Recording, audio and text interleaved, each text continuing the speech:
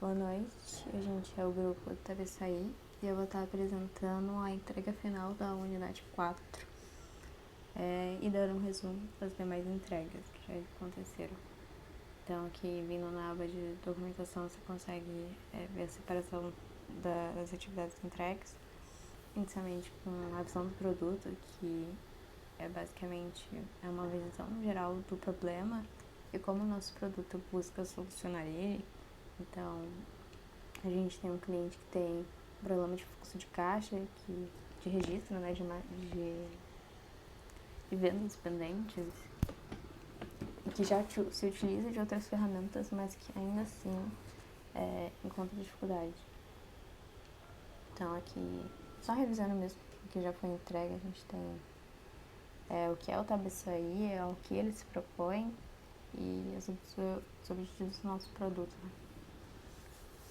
Com relação à visão do projeto, a gente tem aqui uma estruturação de como a equipe se estruturou, como a gente se comunicava, as fases ou interações do projeto estabelecidas, e aqui a gente já quer relatar que houve uma modificação na forma como as sprints foram organizadas, principalmente a partir do momento que começou a existir entregas de MVP1 e MVP2, que, enfim, existia um atraso dos transbordamentos. Então, esse aqui é o ideal, né? O mundo ideal, que seria as sprints, mas não acontecer dessa forma, vai ser detalhado melhor mais pra frente. Continuando, a gente também tem o processo que a nossa equipe decidiu utilizar, né? As metodologias de desenvolvimento que a gente utilizou ao longo de todo o processo do desenvolvimento do nosso software para estar criando o nosso produto. A gente optou, então, por uma metodologia ágil, que seria o RAD, na verdade uma metodologia híbrida, inicialmente cascata e posteriormente o RAD. Depois a gente alterou isso, esse processo virou unicamente somente o RAD. Enfim, aqui tem detalhado como é que foi feito, enfim, como é que ocorreu o fluxo de pensamento, para a gente achar que a gente utilizou para concluir que o RAD seria o mais ideal para o processo de desenvolvimento da nossa atividade, dada tanto a complexidade do produto quanto o tempo, né, que a gente teria para realizar ele. E aqui também não houve nenhuma alteração desde das últimas entregas. Com relação ao backlog do produto, a gente já começa a ver algumas alterações. O diagrama inicial safe que tinha sido proposto e estava sendo definido e utilizado até então era composto por 12 user stories. 12 não, perdão, 32. Eu vou abrir ele aqui no Miro só para facilitar. Na verdade, não. Eu vou aqui abrir a imagem para facilitar a visualização. Não facilitou nada. Vou abrir no Miro mesmo.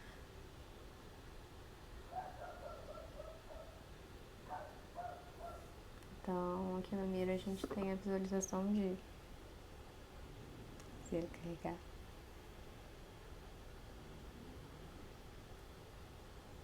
Enfim, não está carregando. Então, basicamente, inicialmente o produto proposto, ele buscava abranger todo o fluxo de caixa e também ele se relacionava com uma gestão de produtos e até mesmo com uma gestão de... Não é armazenamento a palavra. De estoque, né? De estoque de produto. Afinal, não é possível existir uma venda se não existe um produto para venda. Mas o diagrama safe final, que foi implementado pela nossa entrega da unidade 4, ele não contempla a feature 4, que é gestão de dados de produto, dado que o nosso cliente não via valor em colocar uma gestão de produto, dado que isso ele já tem. Então, para ele não agregaria tanto valor. Então, ao final, essa feature por completo ela não vai ser não foi integralizada ao longo das nossas entregas de MVP1 e MVP2. Com relação aos requisitos funcionais, a gente tem aqui, então, mais detalhado nessa tabela, como a qual época cada história, cada capacidade, feature, cada história pertence. Aqui a gente também manteve as histórias de usuário que foram retiradas, mas a gente marcou elas em vermelho. E aqui a gente tem os requisitos tão funcionais, eles se mantiveram. E por fim a gente tem os critérios de aceitação que foram colocados nessa página de backlog do produto, eles não estavam presentes no nosso pages.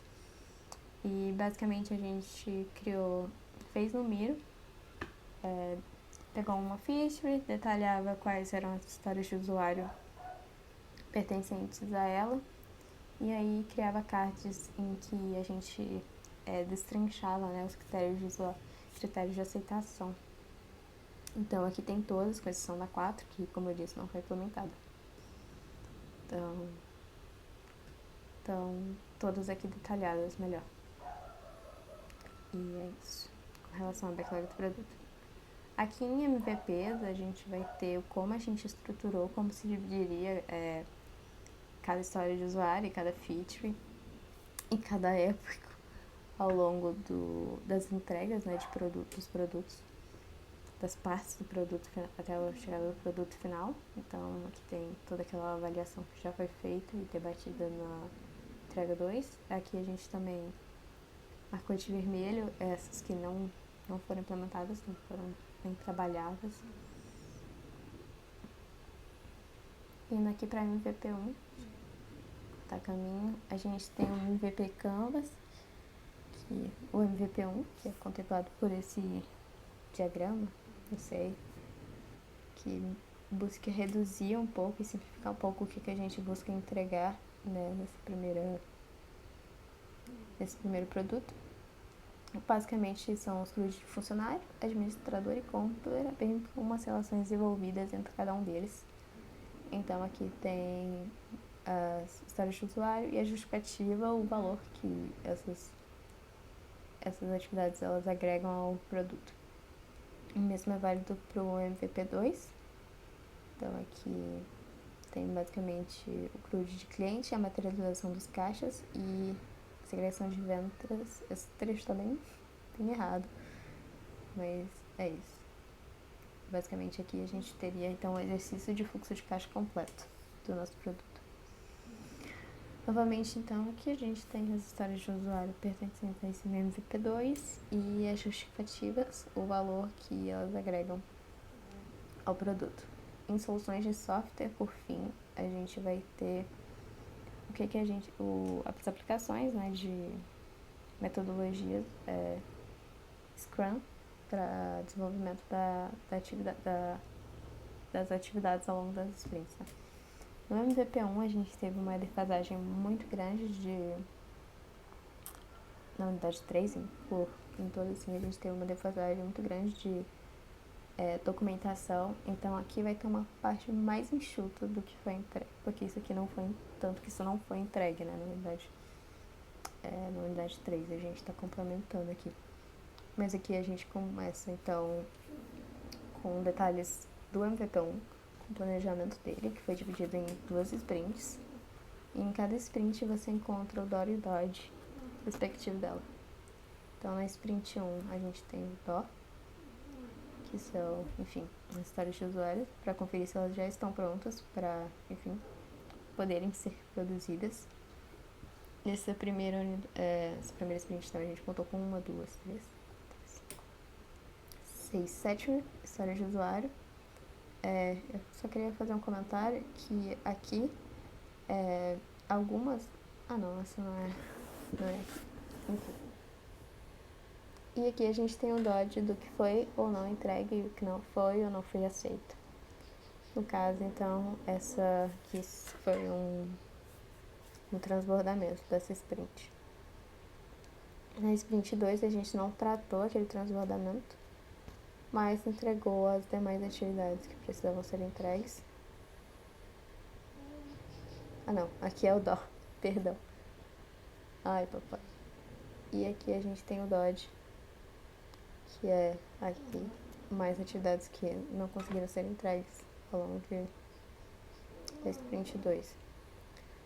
Como a gente estava com uma falta de documentação, a gente, ao final da entrega, resolveu pegar firme e trabalhar com, enfim, review, retrospectiva, essas coisas aí.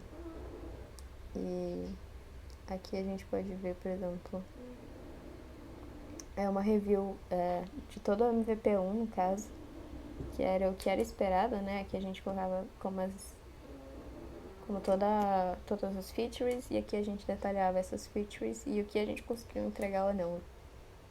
E, enfim, aqui a gente pode ver que 4 atividades não foram entregues por completo, né?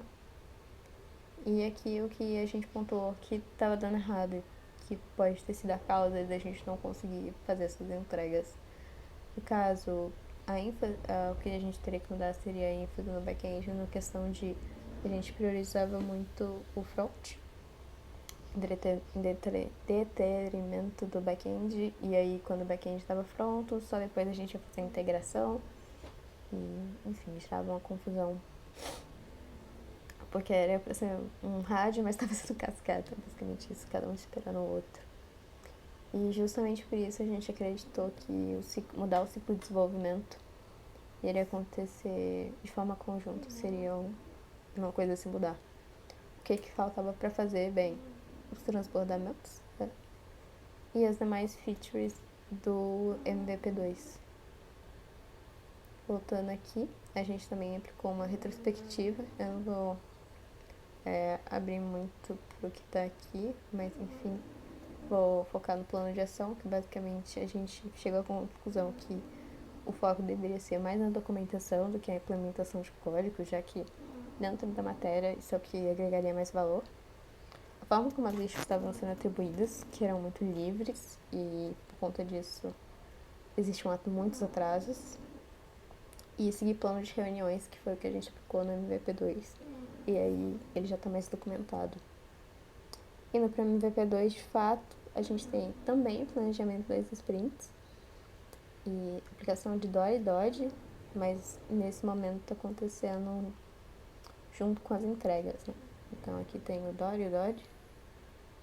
Aqui nessa primeira a gente teve inclusive uma carga bem grande de atividade, justamente por conter todo o transbordamento da sprint do MVP1.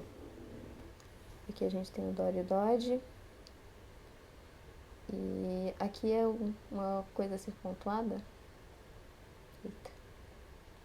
É que algumas histórias de usuário, elas não estão preenchidas aqui, mas não por estarem erradas, mas sim porque a gente não identificou nenhuma dependência. Então, justamente por isso, aqui a gente não tem nenhum check e também não marcou nenhum X, porque poderia vincular a um erro, né? Que não é verdade. É só porque essas histórias de usuário, elas não têm nenhuma dependência com outro requisito. E com relação ao Dodge aqui de entrega, a gente novamente tem o transbordamento, mas só um, então todas as outras novas foram entregues. Então aqui a gente tem a review, né? A gente aqui tem o transbordamento do MVP1, que foi praticamente todo entregue, com exceção da 6, e a gestão de dados de clientes também que foi entregues. A partir daqui a gente já não vai usar tanto essas modificações aqui. O grupo optou por não refletir tanto, era mais para ver como estava o progresso das atividades. Então, novamente, a gente tem aqui na Sprint 2 o DO sendo aplicada. A Sprint 2 ela já é mais enxuta, contendo 5 estágios de usuário. E aqui o Dodge do que foi entregue, nesse caso aqui, todas as atividades propostas. Por fim, a Sprint 3, que vai até hoje, que é a data de entrega do projeto. Por isso a gente não tem um DOR e um Dodge dela. A gente não tem, na verdade, o Dodge, né? O DOR ainda está para ser implementado. O DOR já foi implementado, ele só não está. Continuando, aqui a gente tem o PBB e o BDD, que são entregas da unidade 3, se eu não me engano. Então, aqui a gente tem todo o PBB, uma breve explicação do que são eles. A gente também, devido a poder existir dificuldade de visualizar aqui os dados, né, são muito pequenos, a gente abriu aqui para enfim, facilitar.